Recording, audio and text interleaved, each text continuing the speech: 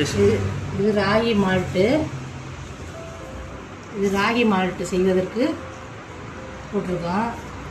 ராகியை வாங்கி தண்ணியில் ஊற வச்சு ஒரு நாள் ஃபுல்லாக ஊறணும்.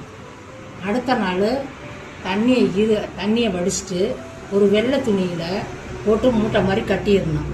மூட்டை மாதிரி கட்டி 2 நாளைக்கு தொங்க விட்டுறணும்.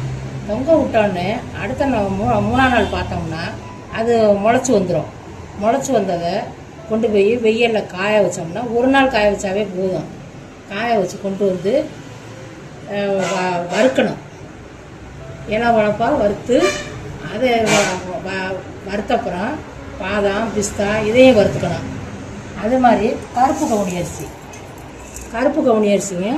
வறுத்துக்கணும். கருப்பு கவுனி அரிசி இதையும் வறுத்து எல்லாம் பவுடர் பண்ணி சுகரு நாட்டு சர்க்கரை போட்டு அரைச்சி வச்சுக்கணும். அரைச்சி வச்சுக்கிட்டு இதை பால்லையும் குடிக்கலாம். பால் குடிக்காதவங்களுக்கு சுடு தண்ணியில் போட்டு கலந்து குடிக்கலாம். இல்லை கஞ்சியாகவும் செஞ்சு குடிக்கலாம். இதில் கால்சியம் சத்து அதிகமாக இருக்குது. அதனால சின்னவங்க பெரியவங்க குழந்தைங்க எல்லாருமே குடிக்கலாம். அது நல்ல சத்து உள்ளது.